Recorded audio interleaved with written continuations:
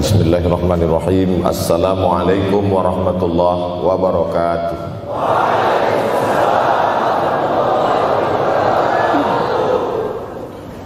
Alhamdulillahi wa kafa, wassalatu wassalamu ala al-habibil mustafa wa ala alihi wa ashabihi ahli tuqa wal wafa. Subhanaka la ilma lana illa ma 'allamtana innaka antal alimul hakim. Rabbi shrah li sadri wa yassir li amri wahlul 'uqdatam min lisani yafqahu qawli. Yang sama-sama kita hormati bapak-bapak wakil rektor, tidak dapat saya sebutkan satu persatu, ketua takmir masjid, hadirin hadirat jamaah fardu subuh, bil khusus adik-adik mahasiswa mahasiswi, insyaallah kita semua dimuliakan Allah Subhanahu wa taala. Man shallas subha fi jama'atin, siapa yang salat subuh berjamaah, faka'annama shallal laila kullah, dapat pahala seperti salat sepanjang malam. Berarti kita sudah salat sepanjang malam, tapi tetap besok malam tahajud. Jangan karena sudah sholat subuh berjamaah lalu tidak lagi tahajud. Apalagi yang memang tak pernah tahajud, dan ini dijadikan alasan. Besok kalau ada orang membangunkan dia, bangun sholat tahajud, man shallas subha fi jama'atin faka'annama shallal laila kullah. Man shalla subha fi jama'atin, siapa yang salat subuh berjamaah, kana fi zimmatillah. Dalam hadis yang lain, siapa yang salat subuh berjamaah, maka sampai petang sampai malam nanti dia akan mendapatkan zimmatillah, tanggungan. Makna tanggungan, dipelihara, dijaga Allah zahir dan batin. Kalaupun dia mati hari itu, matinya dalam istiqamah dan husnul khatimah. Tapi dalam hadis ini cuma 3 Ustaz. Idza haddatsa kadzaba, bicara dusta, wa idza wa'ada akhlafa, kalau berjanji ingkar, wa idza tumina khana, kalau diberi amanah berkhianat. Dalam hadis lain, kalau sudah dilihat orang salat subuh berjamaah, insyaallah diselamatkan dari nifaq, kemunafikan dalam hatinya. Munafik diambil dari 3 huruf, nafaqa, nafaq, panal, terowongan, 2 pintu, ada pintu masuk, ada pintu keluar, punya 2 wajah, berbeda zahir, berbeda batin. Tapi salah satu tanda adalah pada salat subuh. Mudah-mudahan Allah menyelamatkan kita dari sifat munafik. Makanya perempuan-perempuan kalau mau dapat suami yang selamat dari munafik, inilah dia pasukan salat subuh ini. Selesaikan aja dulu 8 semester.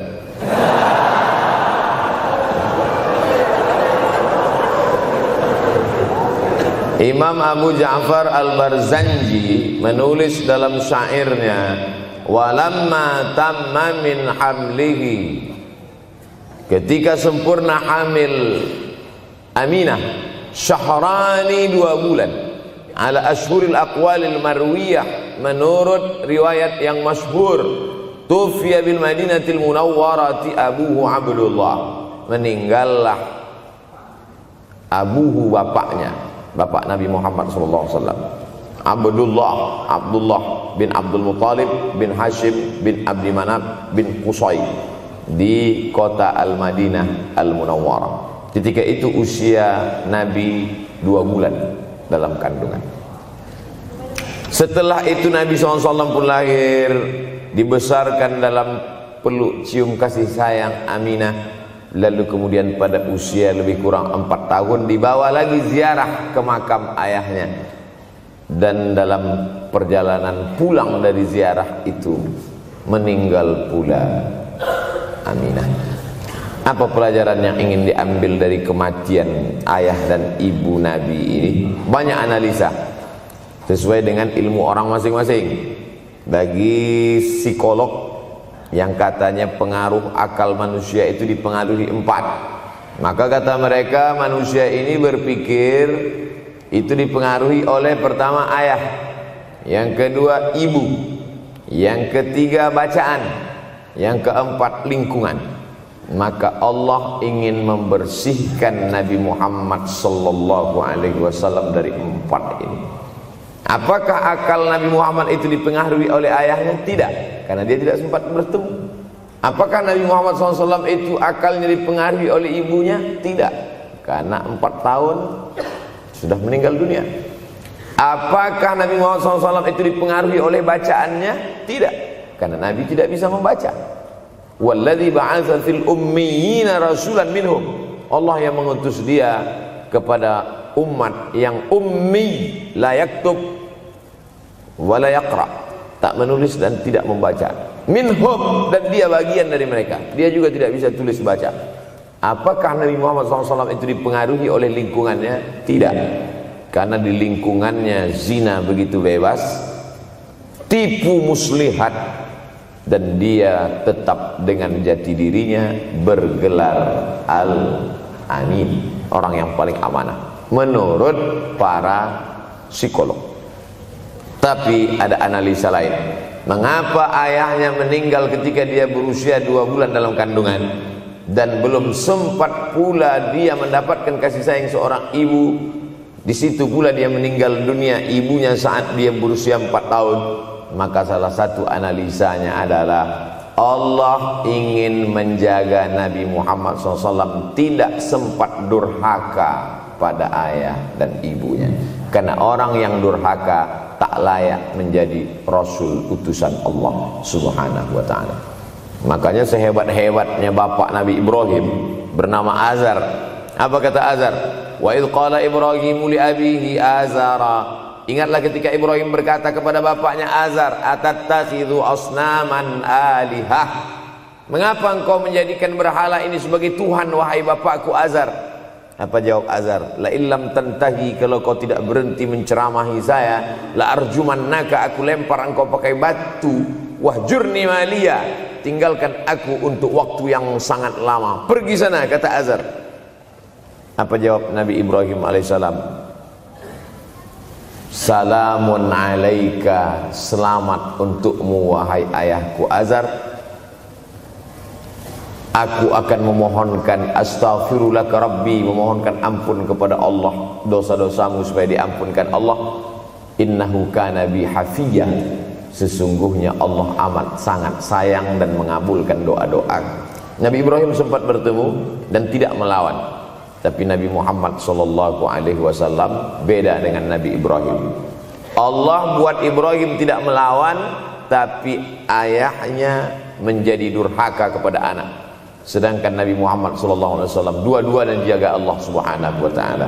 Nabi Muhammad dijaga sehingga tidak sempat durhaka kepada Abdullah dan Aminah, dan Allah pula menjaga Abdullah, menjaga Aminah, sehingga tidak sempat menyakiti manusia yang paling mulia, Nabi besar Muhammad sallallahu alaihi wasallam.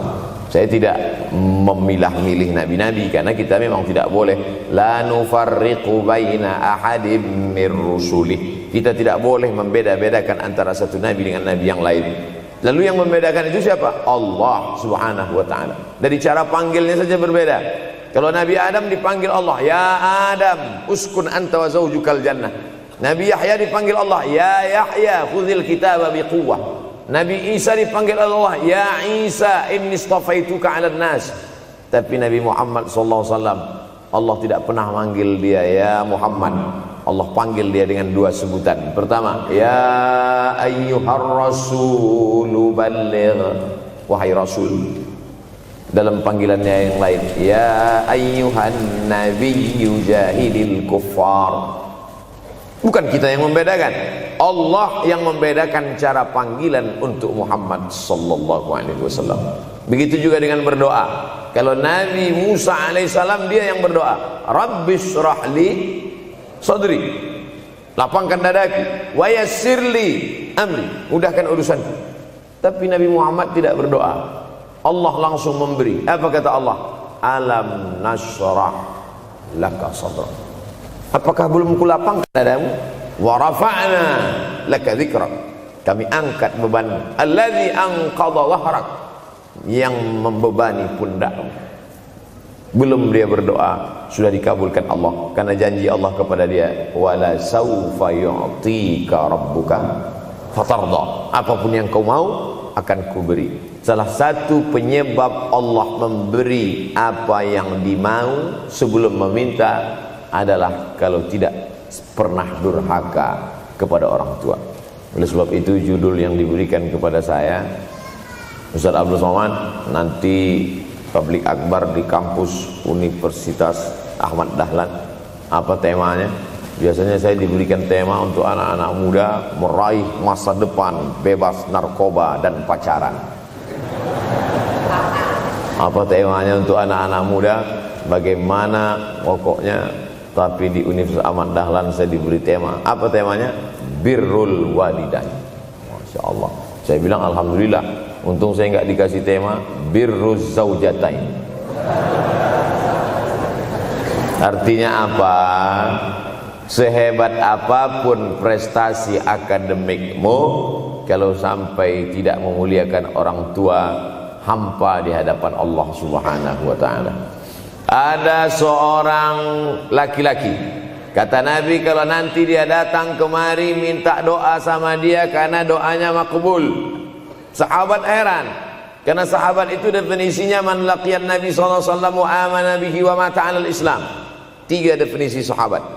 Orang yang berjumpa dengan Nabi, beriman dengan Nabi, dan matinya dalam keadaan Islam, maka itu disebut dengan sahabat menurut ilmu hadis.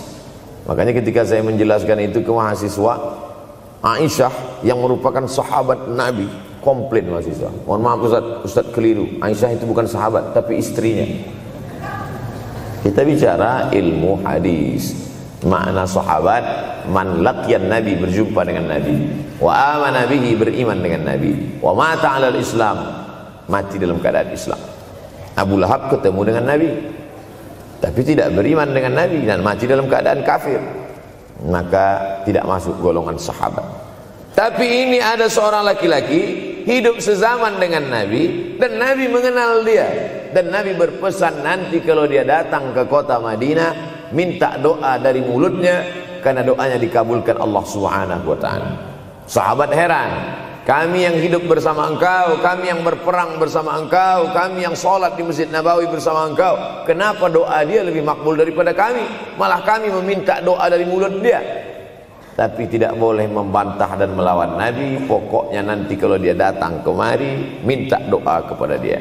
Setelah Nabi Muhammad SAW meninggal dunia, laki-laki itu pun sampai ke kota Madinah, berjumpa dengan sahabat. Sesuai dengan yang dijanjikan Nabi, mereka pun meminta doa kepada dia.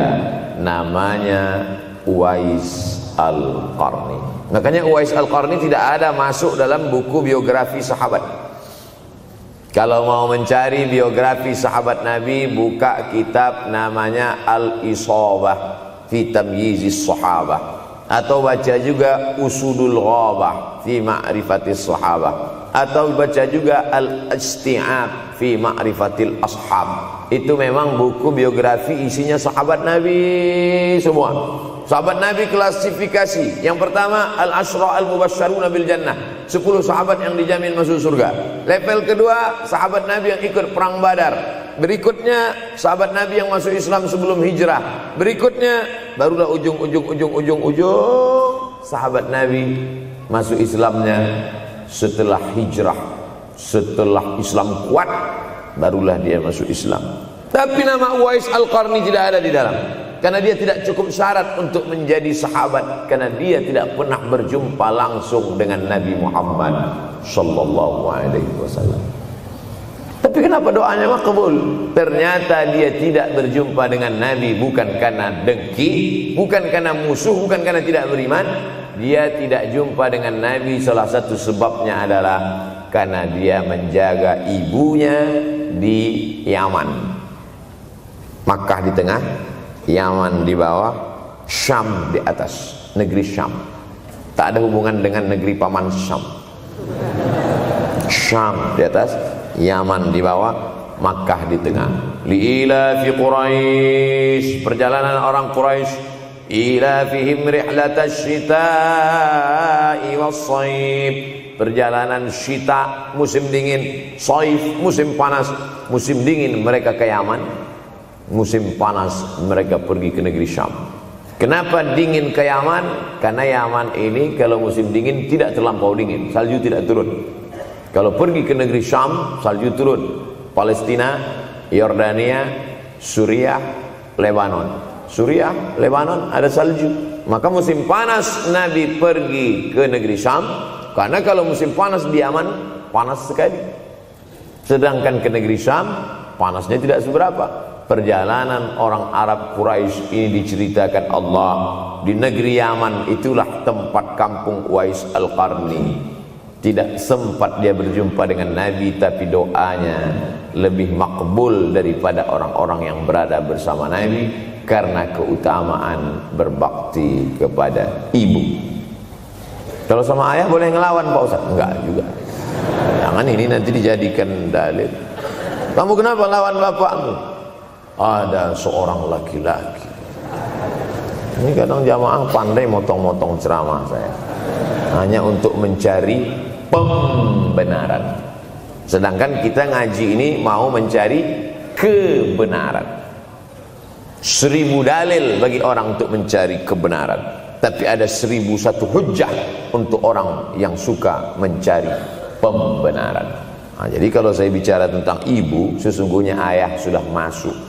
Karena tanpa ayah kita juga bukan apa-apa dan bukan siapa-siapa, walaupun jatah ayah sepertiga, sedangkan ibu lebih daripada itu. Man ahaqqun nas bi husni suhbati, siapa orang yang paling layak mendapatkan baktiku ya Rasulullah? Ummuka. Summa man, siapa lagi? Ummuka.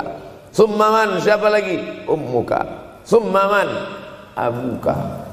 Itu yang menyusun itu Nabi SAW, bukan saya.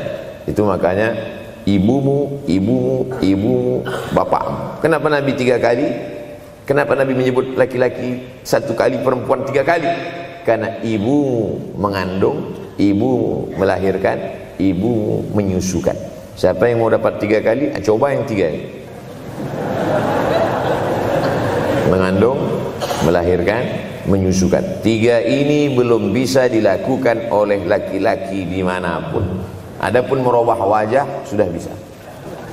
Makanya ada lady boy, wajah lady, betis boy. Tapi untuk mengandung tidak bisa. Ana Rahman, aku ini Rahman, kata Allah. Syaqaqtur rahim wa ja'altu lahu isman min ismi. Aku ciptakan satu makhluk di dalam perut perempuan, maaf, namanya rahim, dari namaku. Ini yang belum bisa dibuat dokter dimanapun di dunia ini, menciptakan rahim, belum bisa. Andai terpecah rekor ini, maka kebanggaan luar biasa bagi LGBT. Tidak bisa, sampai hari kiamat tidak akan bisa, janji Allah. Karena Allah mengatakan dalam hadis qudsi, Ana Rahman ja'altu lahu isman min ismi. Maka ada satu makhluk dalam perut perempuan yang diciptakan, diambil dari Asmaul Husna. Sehebat-hebatnya laki-laki, dari ujung rambut sampai ujung kaki tidak ada di tubuhnya ini yang diambil dari Asmaul Husna, tak ada. Bahwa namanya dari Asmaul Husna ada, Abdus Somad. Tapi ada makhluk di badannya diambil dari Asmaul Husna, itu hanya ada pada perempuan. Oleh sebab itu perempuan luar biasa. Makanya kampus Universitas Ahmad Dahlan memuliakan perempuan. Mana perempuan? Di atas letaknya. Makanya saya tidak terlalu berani mendongak ke atas. Begitu hebatnya perempuan. Perempuan adalah ibumu, perempuan adalah istrimu, perempuan adalah anakmu, perempuan adalah adikmu. Maka saat engkau memuliakan perempuan, engkau sedang memuliakan 4 aspek dari kehidupan. Ketika Nabi Muhammad SAW diutus Allah ke atas muka bumi ini, salah satunya adalah mengajarkan manusia bagaimana menempatkan pada posisinya. Posisi dia adalah tempat kita menumpang.